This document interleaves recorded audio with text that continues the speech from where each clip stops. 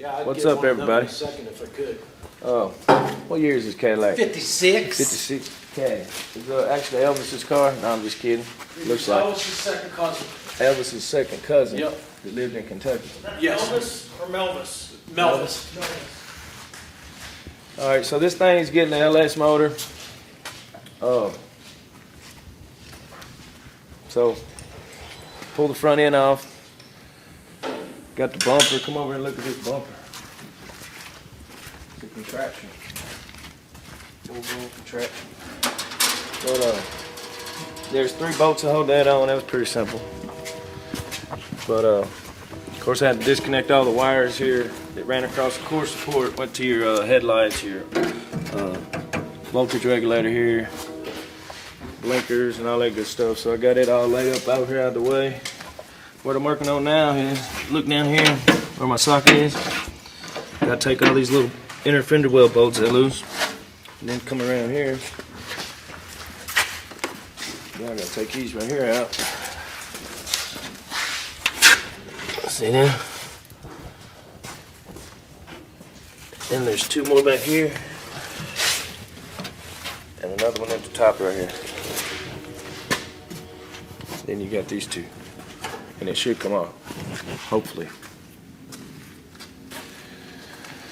Of course it's old, so all these bolts are pretty frozen up. So use some lube and work it back and forth. Yeah, it is, isn't it? Yeah, but see, there's a little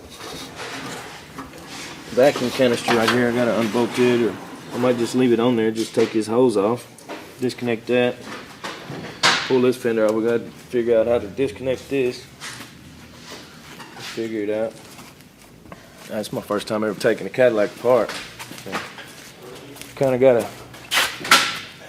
So, somebody just called me a rookie. Just figure it out as you go. But that's it. That's where I'm at. By the way, Matt tested negative for the Rona. That's right. So he's good. It was just I still got the test. unheard of. It's an old disease that went away a couple of years ago. It's called the flu.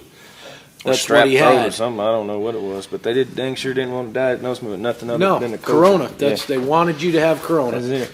So whatever. I got And then I've been just misdiagnosed. being complicated. Well, you got all kinds of stuff going on too. So whatever. Nothing fit. Yeah, I'm good. And we're still looking for help. So all y'all out there, I mean, a buddy of mine had in Snowpocalypse 2022, okay, when we got our big giant once in a lifetime snowstorm that you always get in Nashville every 5 years. That doesn't really make it once in a lifetime. Anyway, his wife was driving home in her Yukon. Yukons are 2-wheel drive here in the South. Why anybody would buy a giant heavy station wagon in 2-wheel drive, I don't know. But she could not make it home in the snow, so she parked it in a church parking lot. Okay, a church parking lot. Came back in the morning, it's on blocks, and all the wheels and tires are gone. Somebody stole them in a snowstorm, in a church parking lot, at night, but won't go get a job. So hopefully some people still want to actually work for a living, do some fun stuff, work on cars, pink Cadillacs, whatever, Mustangs. We got all kinds of stuff going on here. But we're just having a hard time finding people to. You don't have to know how to do everything. You don't have to know how to paint. You don't have to know how to be a certified welder and all. We got welding covered. Don't have a good welder, but we got 2 good welders. It gets the job done. Yeah. We're gonna upgrade soon. But I mean, somebody that has some automotive knowledge that wants to work in the field of restorations, give us a call. Go on our website, bennettshotrods.com. There's a careers tab. Click on that careers tab. You can fill it out, get a hold of me, and I will call you personally. If you want to relocate to Middle Tennessee, probably be a good idea. No, well, there's a lot of people. Yeah. They can just stay on the outskirts. Tennessee's full. Yeah. So, but there's that. Ain't nothing wrong with a good drive to work every morning. Right. I used to drive 55 minutes. That's what I'm looking to do now. I've been driving a mile back and forth to work for 13 years. I want to commute now. Yeah. But you know, we got that, and then you know, of course, we got merchandise and whatnot. Like and subscribe to the YouTube channel. I know we've missed a few days doing videos, but it was really, you know, people lose their mind when it snows around here. It's not just your average snowstorm. It was like everything's shut down. Yeah, it was gone. I mean, I tried to get something to eat 2 o'clock in the afternoon. Everything shut down. Done. You know. So, and then the following day, it turns to magical southern something that we don't have up north. So it's impossible to drive in apparently. But I managed to get around no problem. Yeah, little Big Dummy did pretty good. Huh? It did. I took my 4-wheel drive. I seen your tracks out there. Them things. Like donuts, doing the donuts. Oh, no, I was talking about just the pattern of your tire. Oh yeah. And then it snowed. Oh yeah, it's a digger. It didn't spin it off. Yeah. But anyway, Matt's here on Dr. Bat's '56 Cadillac. What about the F1 race truck? Well, yeah. You fire it up? Yeah, go ahead and fire it up. All right. Show them that. We're going to detune that a little bit because it's going to be too much for a street motor. But yeah, have a listen to that 351 Cleveland in there. But it's coming out. We're going to put an LS in it. I know you're all happy about putting LS in a Ford product. But I want to take that to LS Fest, and then John Wilburn is also planning a big, I think, either this past Thursday or this coming up Thursday. He's going to do a live with Dallas, the American Hot Rod Association guy. They're going, and it's in Missouri, but they're going to do a weekend drag strip deal for all YouTube creators. So I want to take the Ford up there and get some real estate under the front tires. Yeah. See what happens. Yeah. If she blows or she goes. Either way, we're going to be good. But I want to. No, I'm just looking forward to it. We got that aluminum LS motor we're going to do and put in there, and then the guys over here will tune it and go nuts. Or I could just come off at 28 grand and buy that other truck. That truck is bad, the white one, but yeah, I seen that on the video. Yeah. But all right, I heard it when they dropped it off too. I'm going to drill some holes. Joe's going to do some electrical troubleshooting, so the both of us can go balder trying to figure out what's going on with that truck. And I pop the cap hole off that carburetor. Show them. Yeah, show them that.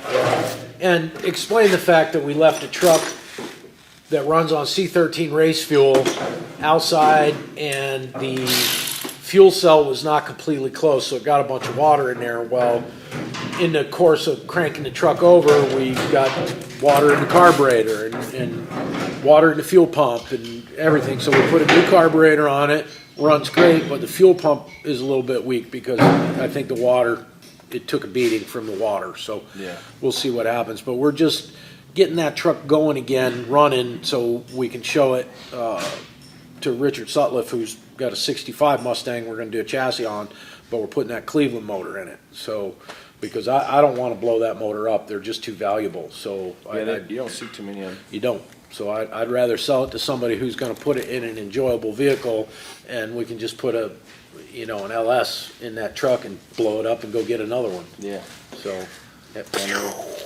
They get a Chevy truck motor from the fender covers. And these, we have our invisible fender covers on here. That's right. That everybody complains about. I've got some high dollar fender covers, and they're great, and we use them, but we've also trained ourselves not to drag your belt across the paint of the car. So for everybody asking, where's your fender covers? Where's your fender covers? We use them, but we're also very careful with what we do. So there's that. But carry on, man. Yeah. What's up, everybody? So me and Jim was talking about the F1 race truck or whatever it calls. Come on. I had water. It got water in the fuel tank. And we drained all that and cleaned everything out and put some fresh fuel in there. And we got it to start and run, but it just, well, it wouldn't run. It'd start, but it died. It wouldn't stay running. It wouldn't idle. So see all that crud on the bolts? That's what the inside of it looks like too. Check that out. So that's the reason why it wouldn't run. But go outside and I'll show you. All right, so this is the truck that carburetor came off of. This is the truck Jim was talking about with the old Cleveland motor in it. And we had this carburetor here, she's rolling, sitting on a shelf, and looked pretty good in there, so I went ahead and swapped all the parts over to it. Bolted it on, and it fired right up first try.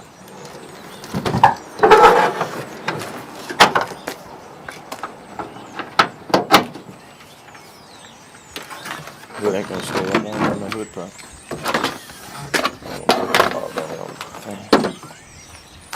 But sounds pretty good. Pretty nasty, dude.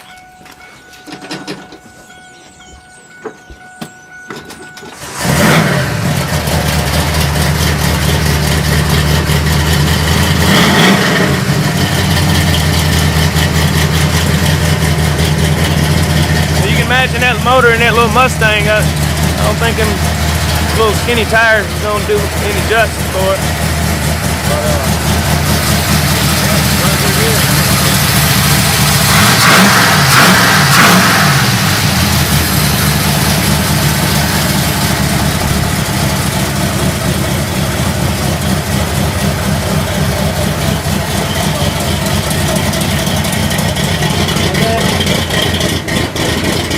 Got a little cam in it.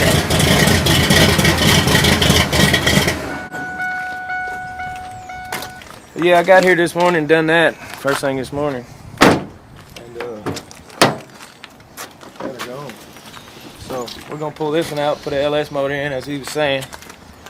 Probably a little 5.3 or a little 6.0, little junkyard motor or something. I think he's gonna have a little bit of nitrous on there or something. I don't know. This motor actually used to have nitrous on it too. But the guy took it off when Jim bought it. So yeah, so that's it.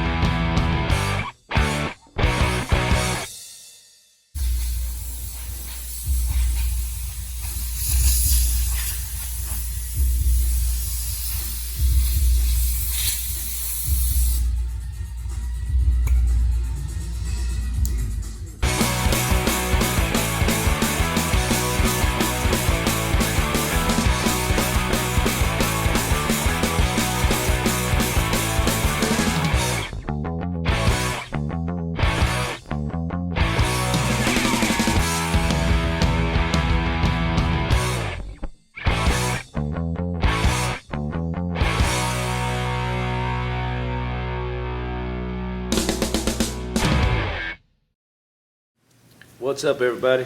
As you can see, we got the fenders off.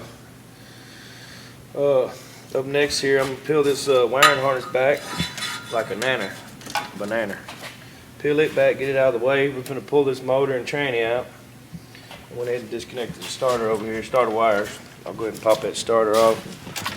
You know the routine. Torque converter, folks, bell house, both. Simple like what I thought they were going to be at first. Say what now? This wiring harness looks simple like what I thought it would be at first. Yeah, it's not much to it.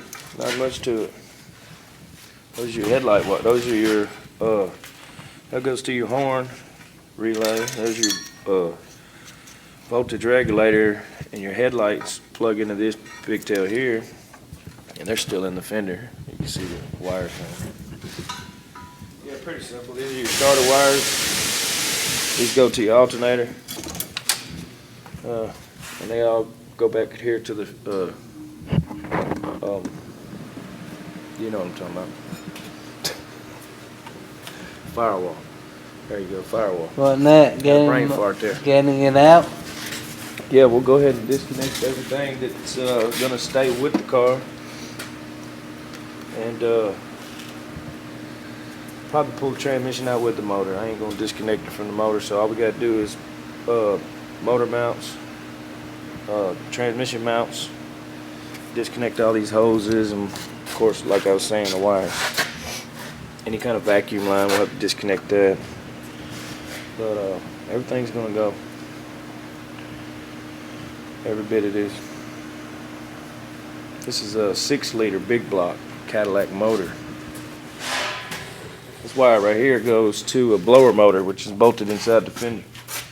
And when I disconnected it, you can see it was just barely hanging on and it's all corroded in there. But it goes over here somewhere. I'll show you. But it broke, so Probably need a new wiring harness. I don't think so. Make it work. Pretty much those 2 blower motors are the only things going to be used out of this wiring harness. So new motor's coming with the Holly Sniper or something like that. It's going to come with its own wiring harness for the motor and train. So we'll be alright. We'll figure it out. We always do. Yeah, I'm going to go ahead and disconnect these heater hoses, vacuum lines, wiring. Then we got motor mount, training mount. There's a few ground wires in here I got to take loose. That ground right there goes to the motor frame. But yeah, that's where we're at. Little update for you guys.